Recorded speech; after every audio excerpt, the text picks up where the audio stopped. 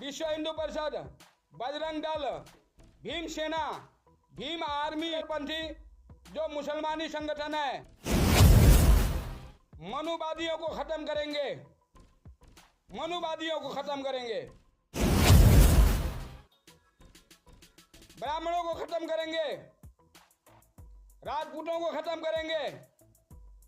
भारत में हम भीमराव अंबेडकर की जो विधान है उसका नाजायज प्रयोग करते हुए अपनी मनमर्जी चलाएंगे। एक एक जिला को एक एक देश का रूप दिया जाएगा कि वाल्मीकियों के लिए अलग देश चाहिए, रविदासों के लिए अलग देश चाहिए, दलितों के लिए अलग देश चाहिए, मुसलमानों के लिए अलग देश चाहिए। हम भी बोलते हैं भीमराव अंबेडकर भगवान है, हम उनको नहीं कहते ये कोई शैतान है, भगवान है।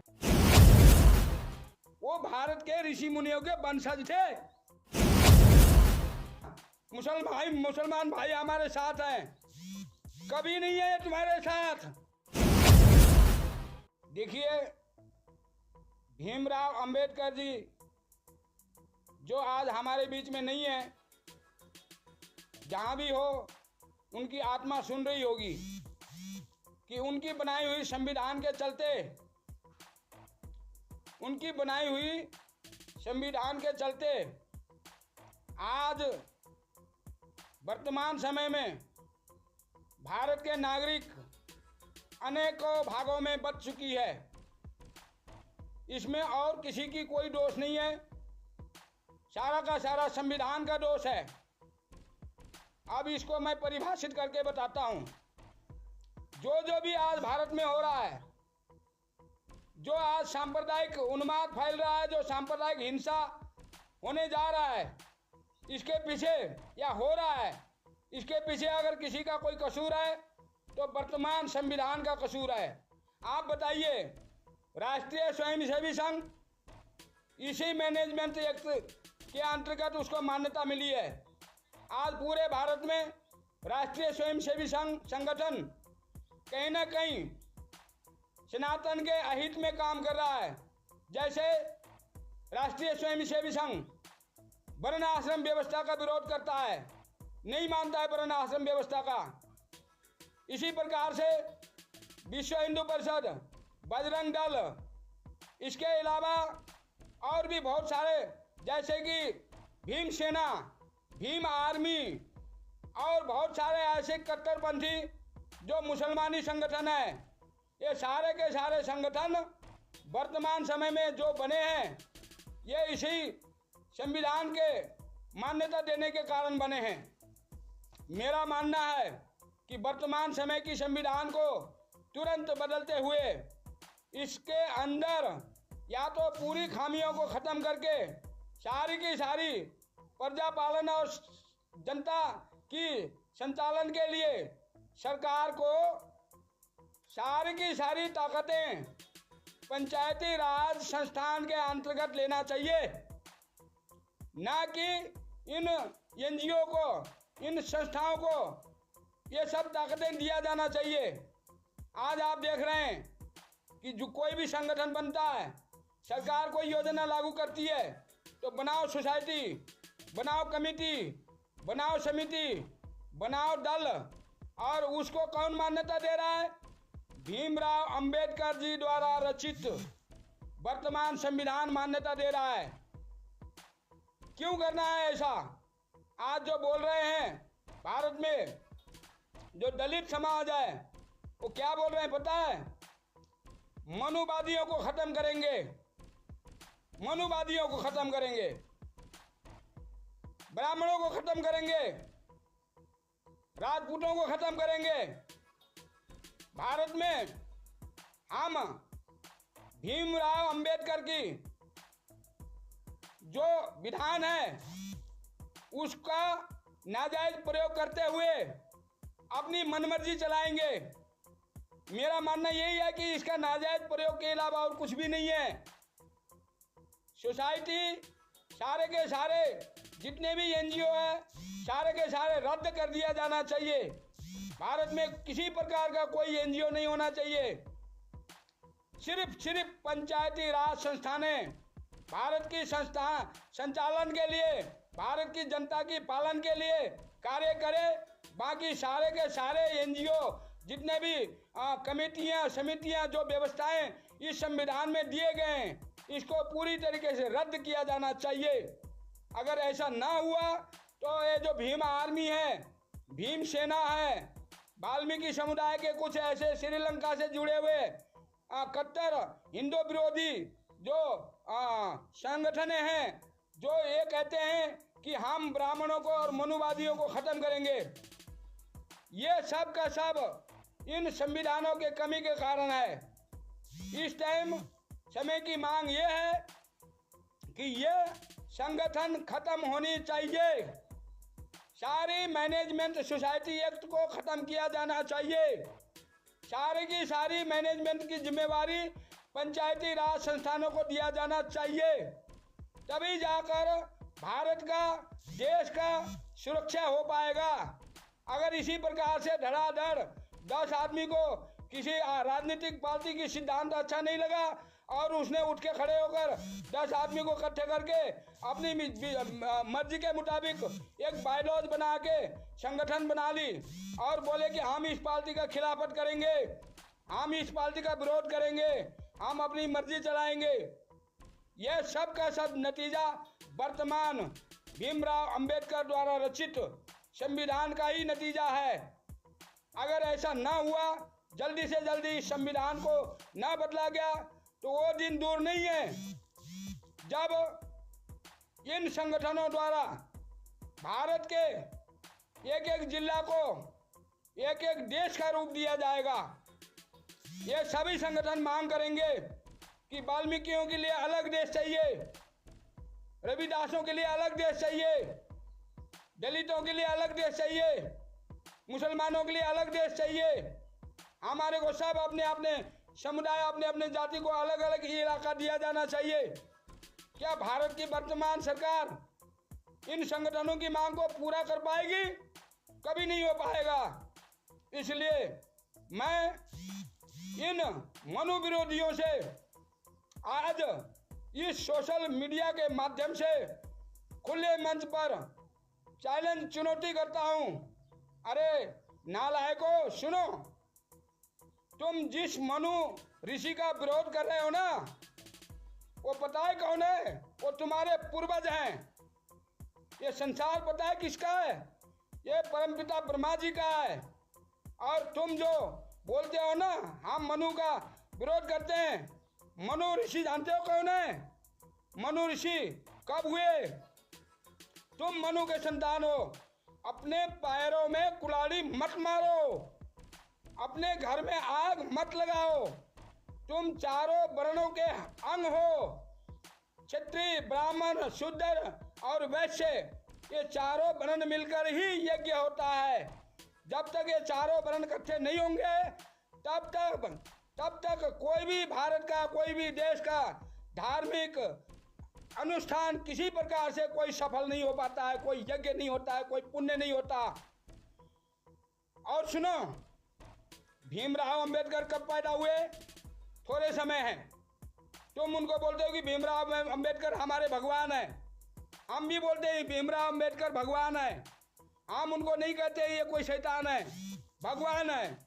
किसी ने किसी तरीके से कम 70 साल समाज को चलने के लिए कोई मार्ग इन्होंने दिया, हम उसका धन्यवाद करते हैं।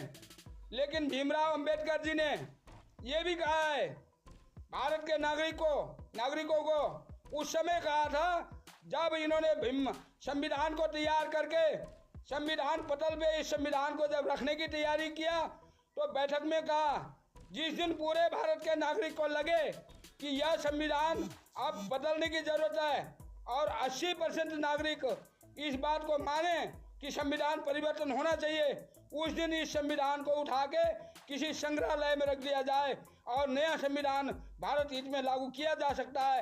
ये जरूरी नहीं है कि यही संविधान आगे तक काम करे हमेशा के लिए।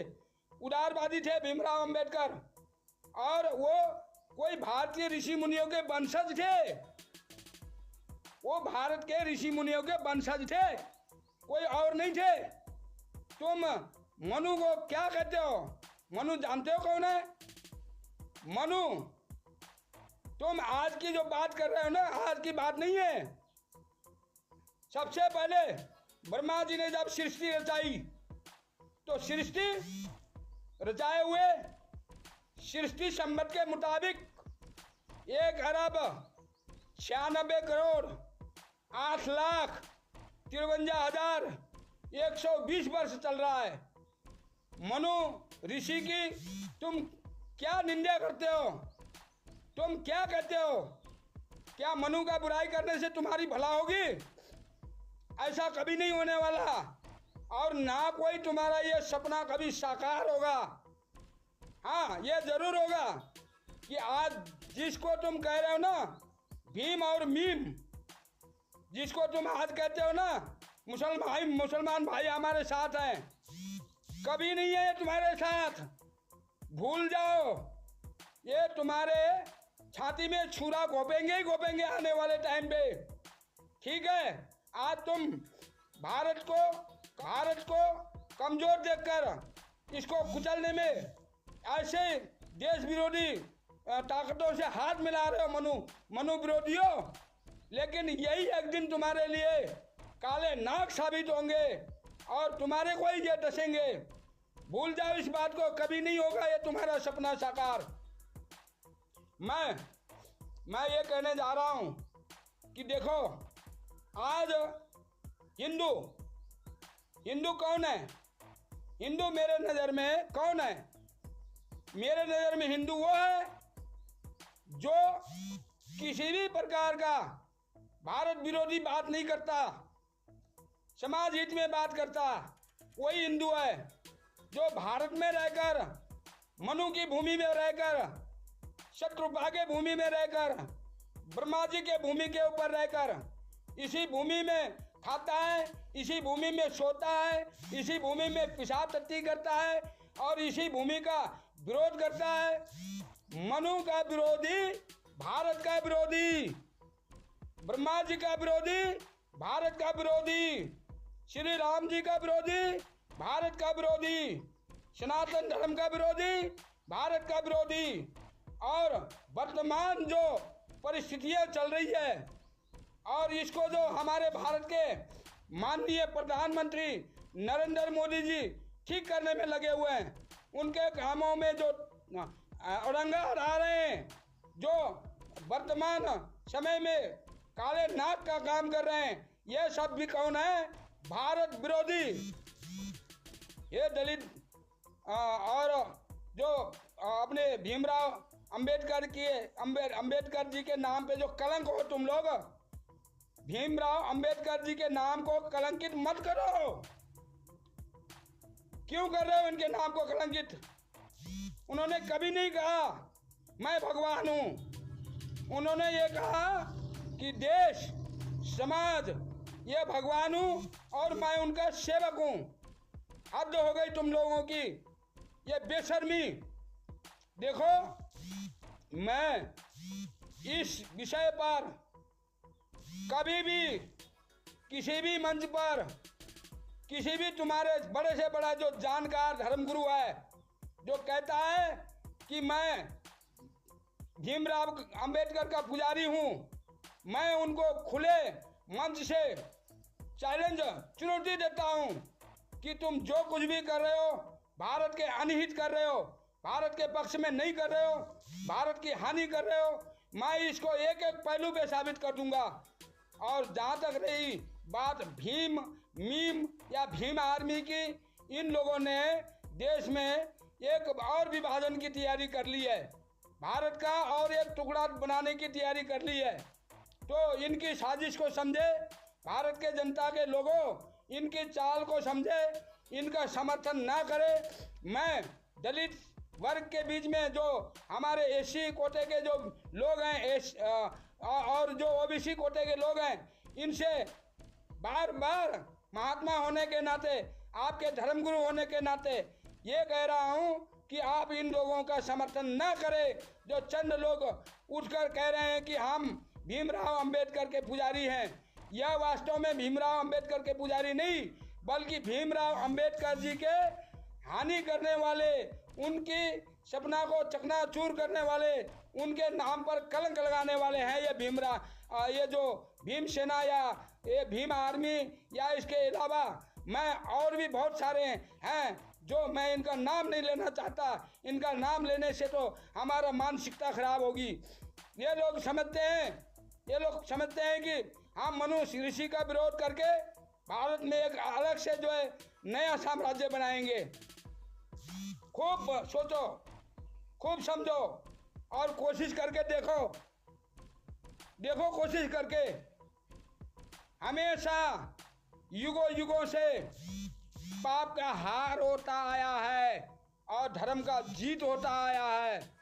जो मनु ऋषि जी ने जीवन शैली हमारे लिए बनाई थी, उससे बाहर जाकर अगर तुम्हें कुछ मिलता है और तुम्हें कुछ वहाँ हासिल होता है तो करके देख लो।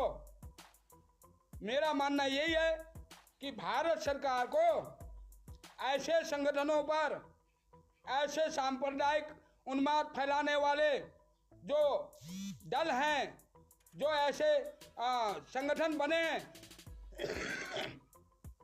इन पर नोकिल लगाने के लिए, इन पर लगाम लगाने के लिए वर्तमान संविधान को तुरंत बदलने की जरूरत है। जैसे मैनेजमेंट सोसाइटी एक्ट खत्म हो जाएगा, भारत पक्ष प्रधान संविधान बन जाएगा और जितने भी ये मैनेजमेंट सोसाइटी एक्ट जो अंग्रेजों ने बनाए थे, भारतीयों से उगाही करने के लिए, कर वसूलने के लिए बनाए थे, इन एक्टों को खत्म करके एक तरफा संविधान बनाएं और भारत को एकजुट करने में यही आज का सबसे बड़ा विकल्प है। इसके अलावा मेरे नज़र में और कोई विकल्प नज़र नहीं आ रहा है। मैं बार बार आप सब भारत के नागरिकों से, भारत के बुद्धिजीवियों से, भारत के जो प्रधानमंत्री हैं, भारत के और भी बहुत सारे ऐसे जो मानव अधिकार आयोग हैं, जो भारत के न्यायालय हैं, न्यायपालिकाएं हैं और इसके अलावा राज्य सभाएं हैं, जो लोकसभाएं हैं, इन सभी जो समाज सेवक संगठन हैं, जो समाज संचालक के लिए बने हुए संगठन है, इनको जो है आप सब ये जो मैनेजमेंट सोसाइटी है इसको रद्द करने के लिए कहें और इन सब को रद्द करके वर्तमान समय में संविधान को बदलने के दिशा में तुरंत से तुरंत काम करके भारत में एक संविधान, एक मत, एक धर्म और एक ही इंसाफ सबके लिए हो, ऐसा संविधान की रचना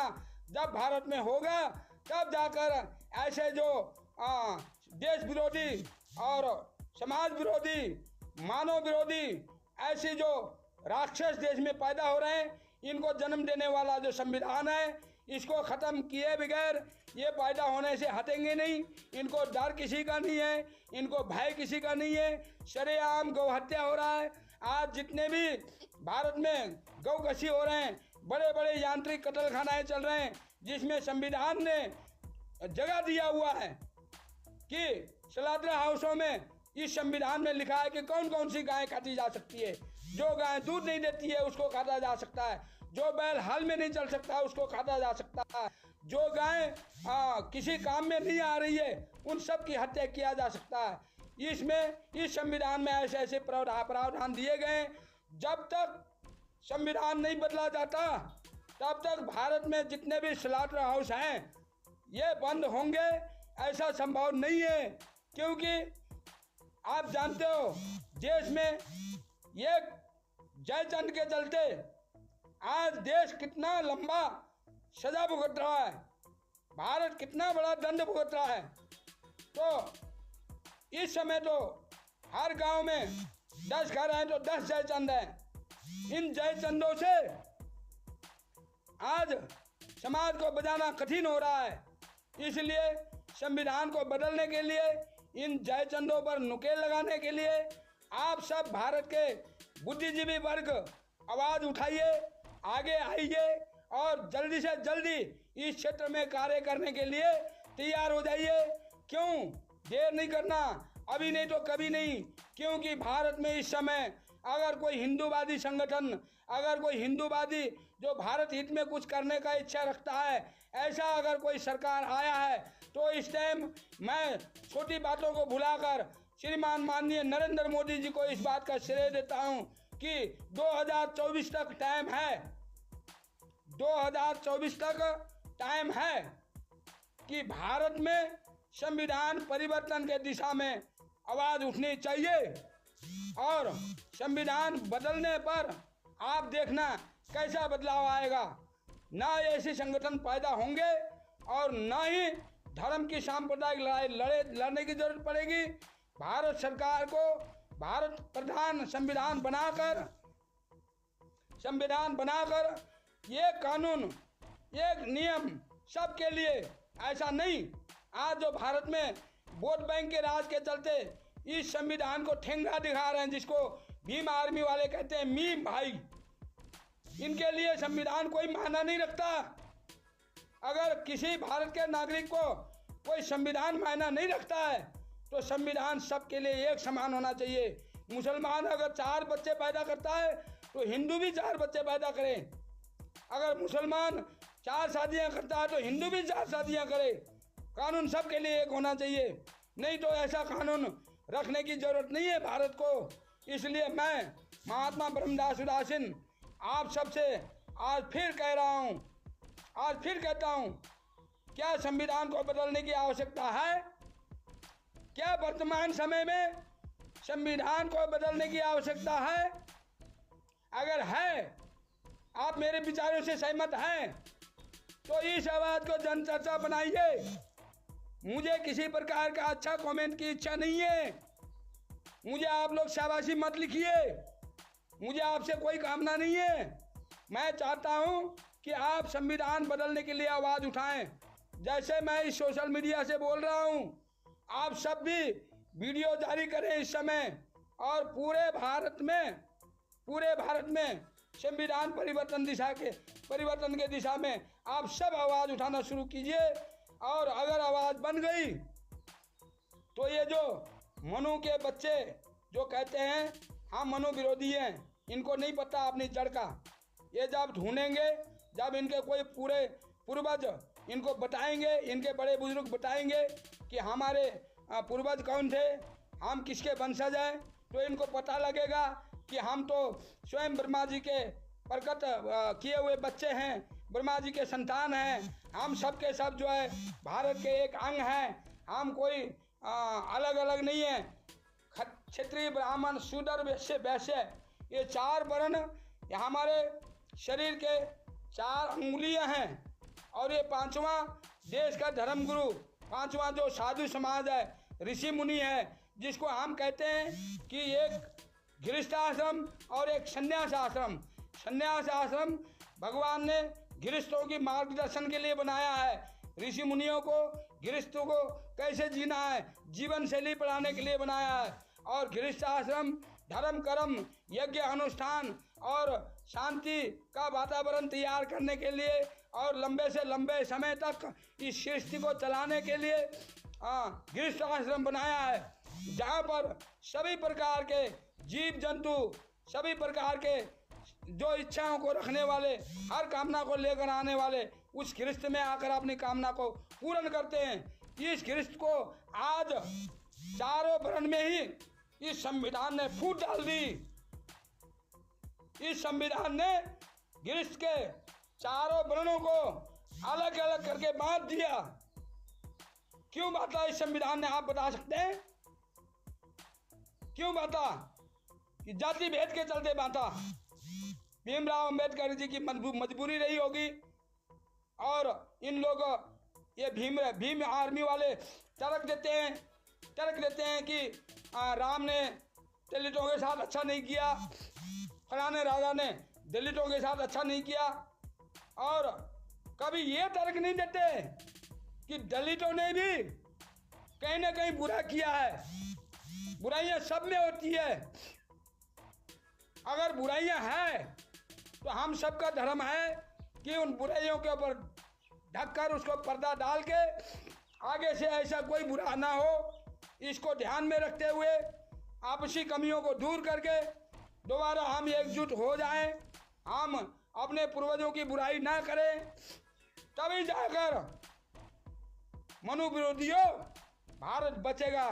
और जो तुम पाल रहे हो ना ये भ्रम, ये मीम भाई हमारी मदद करेंगे ब्राह्मणों को भगाने के लिए, भगाने में, क्षत्रियों को भगाने में, भारत से मंदिरों को गिराने में और जगह जगह मस्जिद बनाने में। कोई बात नहीं, ठीक है, करेंगे मदद, लो उनसे मदद। देख लेना, मैं महात्मा भविष्यवाणी करता हूं तुम्हारे लिए। अगर ऐसा संभव हो गया जैसा तुम सोच रहे हो तो आने वाले समय में यही लोग तुम्हारे साथ क्या करेंगे पता है? इन्होंने क्या करना है मैं बता देता हूं। इन्होंने करना है कि चलो इनको अपने झांसे में लेकर इनके कमजोरी का फायदा उठाकर हमने ब्राह्मणों को, राजपूतों को खत्म कर दिया, अब रह गए ये, तो अब इनकी भी बारी लगाओ, उनके लिए आसान हो जाएगा। और पूरे भारत से तुम अंबेडकर के पुजारियों के चलते पूरे भारत से सनातन गायब हो जाएगा। डूबेंगे हम, डूबोगे तुम, डूबेंगे हमारे, डूबेंगे तुम्हारे। जब डूबेगी नैया तो डूबेंगे सारे, कोई नहीं बचेगा। इस भूल में मत रहो। और लास्ट में, आखिरी में मैं ये कहने जा रहा हूं कि भारत के प्रधानमंत्री जी, मेरा आवाज है इस फकीर का अलग है, पूरे भारत के लिए अलग है कि आप कृपया करके जल्दी से जल्दी संविधान परिवर्तन की दिशा में आवाज उठाइए। संविधान परिवर्तन की दिशा में आवाज उठाकर बर्बाद होता हुआ भारत को बचाइए। आपके हाथ में ताकत है। अगर मैं महात्मा ब्रह्मदास के हाथ में ये ताकत होता, ऐसा करने में समर्थ होता, तो मैं एक रात में भारत के संविधान को बदलकर पूरे टूटे हुए अपने चारों वर्णों के समाज को एक जगह पर ला के खड़ा कर देता, सबको आपस में मिला देता, सबको कहता कि हम आपस में भाई भाई हैं, हम एक दूसरे के विरोधी नहीं हैं। पर आपको शायद ध्यान हो या ना हो, आप जानो, आप मानो, हम संत हैं, हम साधु महात्मा हैं, हम वही महात्मा हैं, हाँ, जिनको आज हाल ही में थोड़े दिनों में पीछे बम्बई में जो है महाराष्ट्र में जिनकी हत्याएं हुई, इसी प्रकार के हम भी महात्मा हैं।